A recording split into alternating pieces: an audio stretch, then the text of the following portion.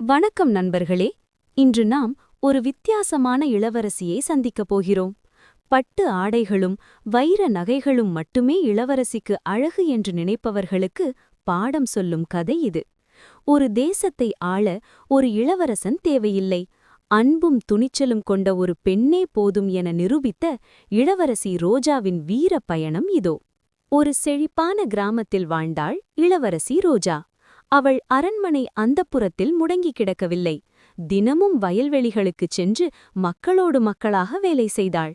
அதிகாரம் என்பது ஆணையிடுவதல்ல, அன்பு செலுத்துவது என்பதை அவள் செயலில் காட்டினாள். இதை பார்த்த அவளது தந்தை அரசர் அவளுக்கு ஒரு சவால் விடுத்தார். மகளே, நீ ஒரு சிறந்த ஆட்சியாளராக வேண்டுமென்றால் உலகின் உண்மையான புதையலை கண்டுபிடித்து வா என்றார் அரசர். தந்தையின் கட்டளையை ஏற்று ரோஜா மாயக்காட்டிற்குள் நுழைகிறாள். அங்கே ஒரு மரம் மின்னும் பழங்களோடு காட்சியளித்தது. அந்த அழகில் மயங்காத ரோஜா அதன் அடியில் ஒரு சிறிய தேவதையைக் கண்டாள். அந்த தேவதை ரோஜாவிற்கு ஒரு மாய கண்ணாடியை பரிசளித்தது. ரோஜா, இந்த கண்ணாடி எதிர்காலத்தை காட்டும், ஆனால் இதை அடைய நீ எதை வேண்டுமானாலும் தியாகம் செய்ய தயாரா என கேட்டது தேவதை.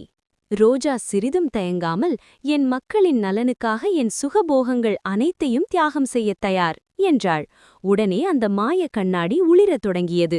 அதில் பொன்னும் மணியும் தெரியவில்லை, மாறாக பசி இல்லாத வயிறுகளும் செழிப்பான நிலங்களும் மக்களின் முகத்தில் தெரிந்த மன நிறைவான சிரிப்புமே தெரிந்தன. அப்போது தேவதை சொன்னது, மக்களின் மகிழ்ச்சியே ஒரு ஆட்சியாளரின் உண்மையான புதையல். ரோஜா அரண்மனைக்குச் திரும்பி தான் கண்ட புதையலை பற்றி தந்தையிடம் கூறினாள். அவளது தியாகத்தையும் ஞானத்தையும் கண்டு வியந்த அரசர் அவளிடமே ஆட்சியை ஒப்படைத்தார். நாமும் நம் வாழ்வில் மற்றவர்களின் மகிழ்ச்சியில் நம் மகிழ்ச்சியை தேடுவோம்.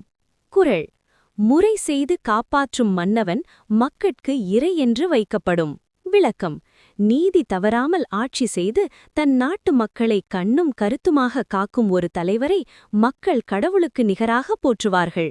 இளவரசி ரோஜாவும் தன் மக்களின் மகிழ்ச்சிக்காக தன்னை தியாகம் செய்ததால் அத்தகைய உயரிய இடத்தை பெற்றாள்.